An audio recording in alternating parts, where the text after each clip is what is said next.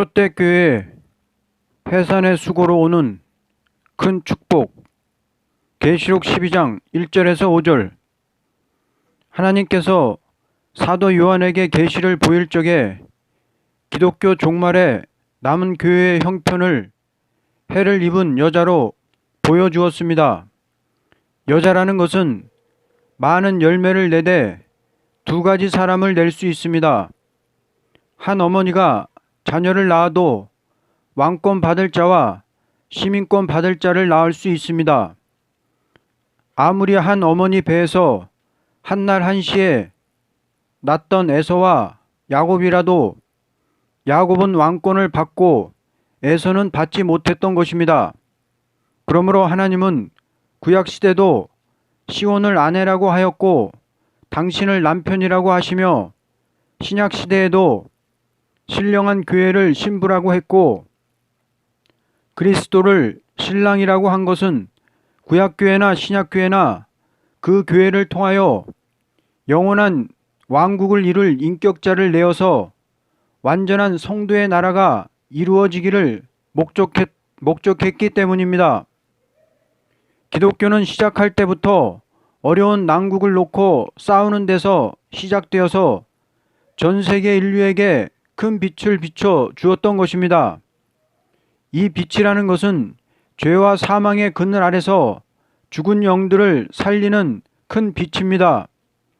그러나 이 본문에 몸에 해를 입고 발 아래 달을 딛고 12별의 면류관을 쓴 여인이 나타난 것은 기독교가 무서운 붉은 용의 세력과 마지막 싸움을 싸우는 광경을 보여준 것입니다.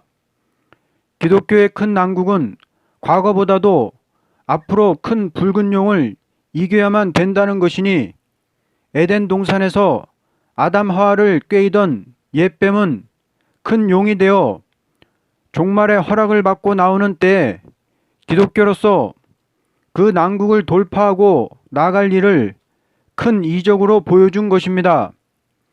우리 기독교는 어떻게 하여야 큰 붉은 용의 세력으로 나오는 난국을 돌파할 힘을 얻을 것이냐에 대하여 알아야 합니다. 1절. 하늘에 큰 이적이 보이니 해를 입은 한 여자가 있는데 그 발 아래는 달이 있고 그 머리에는 12별의 면류관을 썼더라. 하나님께서 진노의 날에 남을 종과 남은 백성은 어떠한 방법으로 구원해 준다는 것을 완전히 복음적인 체계로 보여줄 적에 하늘에 큰 이적이 보이니 해를 입은 한 여자가 있는데 그 발 아래는 달이 있고 그 머리에는 12별의 면류관을 썼더라고 하였습니다. 이날까지 성신의 역사로 많은 이적이 있었지만 가장 큰 이적은 종말의 환난 가운데 흑암이 온 땅을 덮더라도 완전한 빛을 내는 교회가 되어야 한다는 것을 보여주는 것입니다. 해를 입은 여자는 영적 이스라엘인 빛에 속한 자입니다. 다시 말하면 신령한 교회입니다. 계시록에는 두 여자가 보였으니 첫째는 12장에 해를 입은 여자요 둘째는 17장에 붉은 옷 입은 여자입니다. 그런데 해를 입은 여자는 예비처에서 양육을 받고 붉은 옷 입은 여자는 음녀가 되어 심판을 받습니다. 이것은 11장 1절에 성전과 제단과 그 안에서 경배하는 자와 성전 방마당에 있는 자와 갈라진 것이 보였는데 이것이 두 여자가 된다고 봅니다. 해를 입은 여자는 신령한 교회로서 남자다운 용사를 낳고 왕국에 들어갈 종족 백성도 내는 교회입니다. 해를 몸에 입어야 한다는 것은 큰 빛을 발하는 위력이 있어야 한다는 것입니다. 왜냐하면 큰 흑암의 세력이 허락을 받고 나오는 환난기에 빛을 따라간다는 것보다도 빛의 세력을 가져야만 된다는 것입니다. 만일 앞으로 기독교가 조금도 진리나 영계에 어두운 것이 있다면 난국을 돌파할 수 없을 것입니다. 말씀도 영계도 햇빛같이 밝아서 감히 어둠의 세력이 침투할 수 없는 교회가 되어야만 됩니다. 만일 어떤 교회가 말씀이 조금이라도 가감된다면 그 교회는 붉은 용의 세력을 도저히 이길 수 없고 큰 미혹을 받게 될 것입니다. 달은 성도들을 가르침입니다. 달은 자체가 빛이 없고 태양의 빛을 반사합니다. 성도는 주님의 빛을 반사하는 것뿐입니다. 그러므로 여자 발밑에 달이 있다는 것은 교회는 거룩한 성도를 기초로 삼고 세워진다는 것입니다. 발 아래 달이 있어야 한다는 것은 땅의 권세를 의지하고 있는 교회가 아니고 성도의 권세를 중심하여 뭉쳐진 교회입니다. 달이라는 것은 태양빛을 받아서 어두운 밤에 비춰주는 작은 광명이니 앞으로 남은 교회가 되려면 어두운 세상에 물들지 말고 성별된 생활을 하는 성도들만이 뭉쳐지는 단체가 되어야 난국을 돌파할 위력을 갖게 될 것입니다. 왜냐하면 하나님은 성도의 권세를 통하여 역사하기 때문입니다. 계시록 11장에 증인에게 권세를 준다고 하였으니 달과 같은 종들이 합심된 힘으로 세운 교회를 발 아래 달이 있다고 한 것입니다. 12별의 면류관을 쓴 것은 우리 교회는 과거에 12사도가 승리하고 왕권의 면류관을 받은 것이니 조금이라도 그들의 교훈이나 사상에서 변하면 큰 위력을 상실하게 됩니다. 왜냐하면 그들이 시작한 말세 교회가 마치는 일이 마지막 난국을 돌파하는 일이 되기 때문입니다. 우리는 순교자들의 왕권의 반열에 들려면 그들의 모든 승리의 면류관을 목적 두고 싸워야 된다는 것입니다. 왜냐하면 주님 재림할 때 그들과 같이 왕권을 받게 되기 때문입니다. 이미 승리의 왕권을 받은 종들로 말미암아 우리도 강권적인 큰 위력을 받게 되는 것입니다. 지금은 교회 안에 여러 가지 부패성을 가지고 세속화된 일이 많이 있지만 난국을 돌파하고 나가는 교회는 조금 더 부정이 없는 성도들만으로 뭉쳐진 교회로서 난국을 돌파하고 나가는 교회 단체를 이룰 것입니다. 하나님께서 붉은 용의 세력을 짐승의 정권에 주고 거짓 선지의 교권에 주어서 13장과 같이 미혹해 보는 것은 진리가 완전히 밝은 교회만을 남은 교회가 되게 해서 그 교회로 새 시대를 이루기 위한 방법입니다. 햇빛 같은 복음에 완전한 빛을 입었고 빛을 내고 있는 달 같은 성도로 중심하여 별같이 빛나는 12사도적인 승리의 역사에 완전 열매가 되는 교회입니다. 2절 이 여자가 아이를 베어 해산하게 되매 아파서 애써 부르짖더라. 여자가 아이를 뱄다는 것은 신령한 교회로서 왕권 받을 자를 탄생시킨다는 것을 보여준 것입니다. 이사야 66장 7절에서 8절 한 여자가 진통을 겪기도 전에 아기를 낳았다. 해산의 고통을 당하기도 전에 아들을 낳았다. 누가 이런 일을 들었느냐? 누가 이런 일을 보았느냐? 나라가 어떻게 하루 만에 생길 수 있겠느냐? 민족이 어떻게 한순간에 생길 수 있겠느냐? 그러나 시온은 해산의 고통을 느끼자마자 자녀를 낳았다. 이 말씀은 아무리 시온이 고통을 당한다 하여도 오히려 그들을 들어서 남자다운 용사가 나게 하는 동시에 새 시대를 이룰 백성을 순산시킨다는 것입니다. 이와 같이 공고한 시대가 오는 때에 신령한 교회에서 신앙의 용사가 나옵니다. 아파서 부르짖는다는 것은 그만큼 수고하며 애를 쓴다는 것입니다. 우리가 애쓰고 수고하며 최후의 힘을 쓰지 않으면 승리할 만한 남자다운 용사가 될 수 없습니다. 왜 그런가 하면 우리의 대적인 악마의 역사가 있기 때문입니다.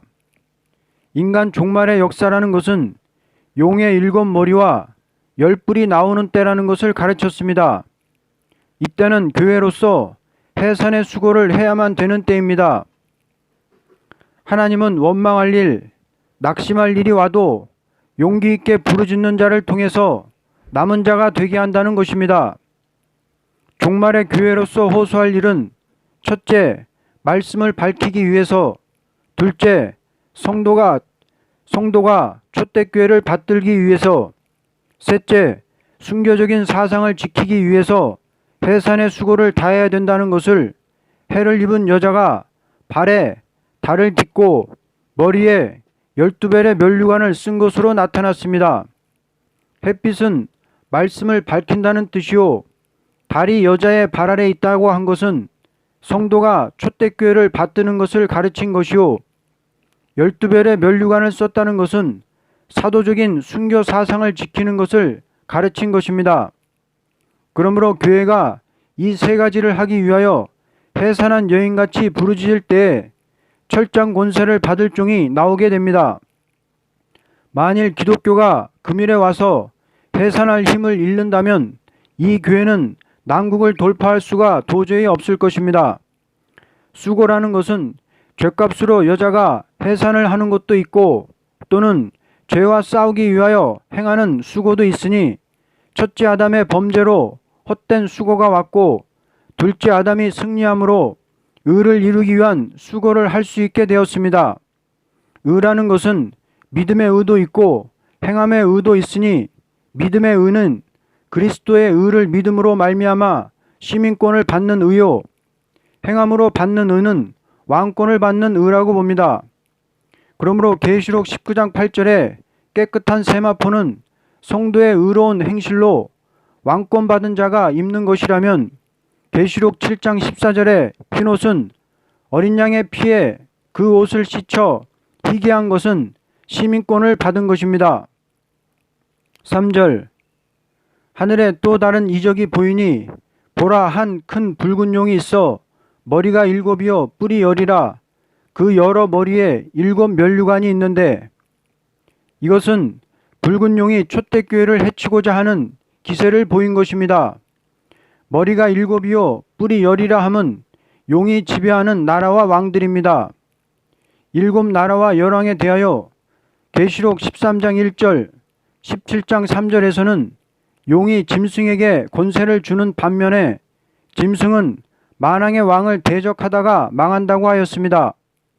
그러면 여기에 붉은 용의 7머리와 10뿔은 나라와 왕들이라는 것이 분명한 일입니다.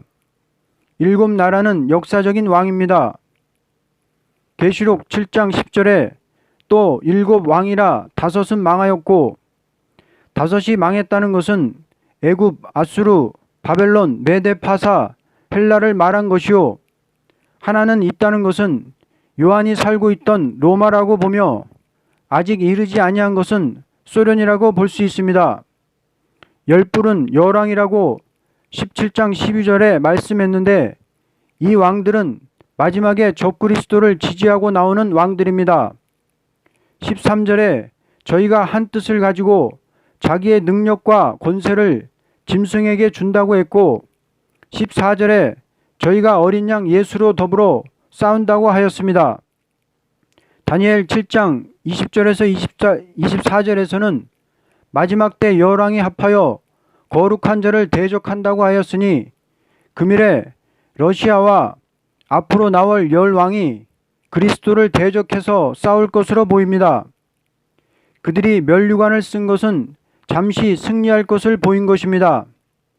다시 말하면 큰 붉은 용이 있어서 머리가 7이요 뿔이 10이라고 한 것은 하나님의 자녀의 대적이 되는 마귀는 교회가 설 때부터 큰 머리 같은 나라로 구약교회와 신약교회를 대적했으니, 7 나라는 애굽, 아수르, 바벨론, 메데파사, 헬라, 로마, 소련이라고 볼 수 있습니다.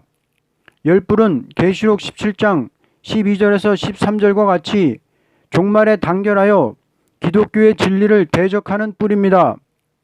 머리에 7 면류관이 있다는 것은 그 시대에 승리의 깃발을 보인 뜻입니다.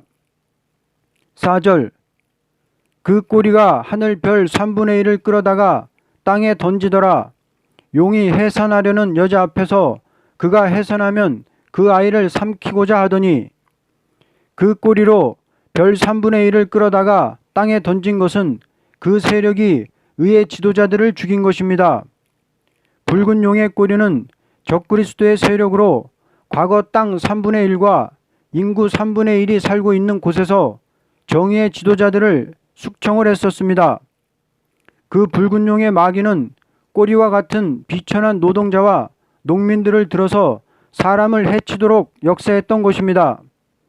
다시 말하면 꼬리가 하늘별 3분의 1을 끌어다 땅에 던지는 것이 보인 것은 말단 계급의 노동자와 농민을 들어서 지도자를 타도하는 일을 보인 것이니 이것이 현실에 이루어진 사실입니다. 또한 이 용은 초대교회가 나오면 여자 앞에서 그가 해산하면 그 아이를 삼키고자 한다는 것은 어떻게 하든지 철장든 종이 나오지 못하도록 압력을 주는 역사를 한다는 것입니다. 5절 여자가 아들을 낳으니 이는 장차 철장으로 만국을 다스릴 남자라. 그 아이를 하나님 앞과 그 보좌 앞으로 올려가더라. 여인이 난 남자는 종말의 남자다운 장부의 신앙을 가진 14만 4천 명을 상징하는 것입니다. 욥기 38장 3절에 너는 대장부처럼 허리를 묶고 내가 내게 묻는 것을 대답하라고 하셨고, 고린도전서 16장 13절에 깨어 믿음에 굳게 서서 남자답게 강권하라고 하였습니다. 남자다운 용사의 신앙이 아니고는 시련기를 극복하고 승리의 계가를 부를 수 없습니다.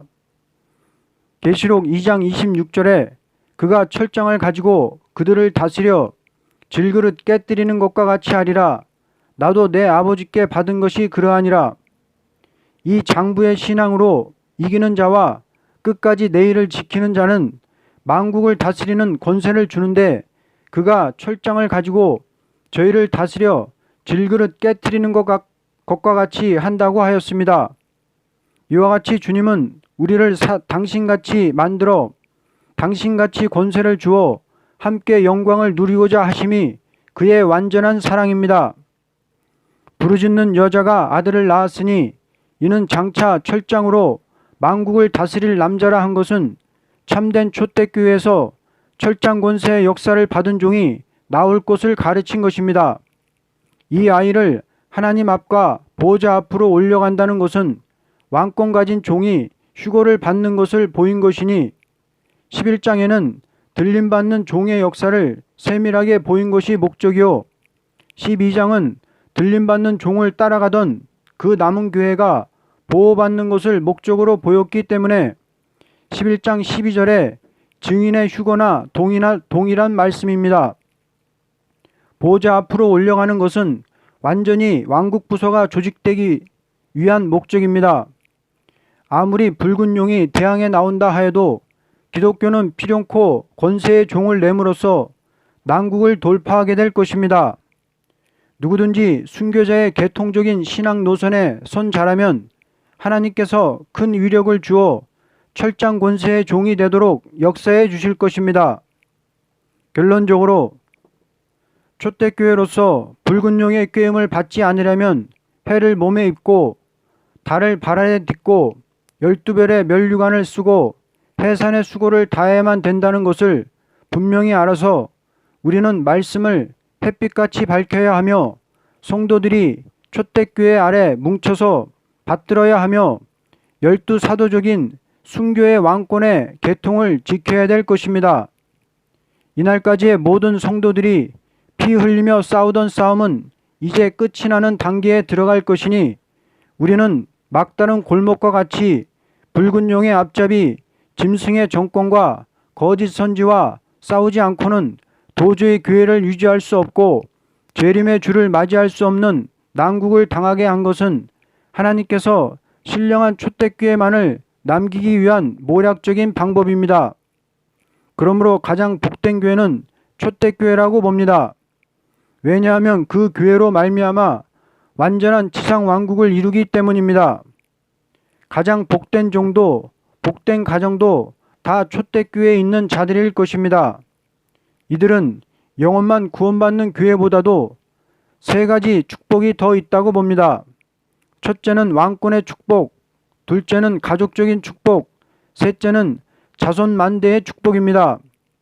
그러므로 해산의 수고를 다하는 광경이 보여준 동시에 보좌 앞으로 올라가는 광경과 예비처에 양육받는 광경을 계시록 12장에 보여준 것입니다. 아멘.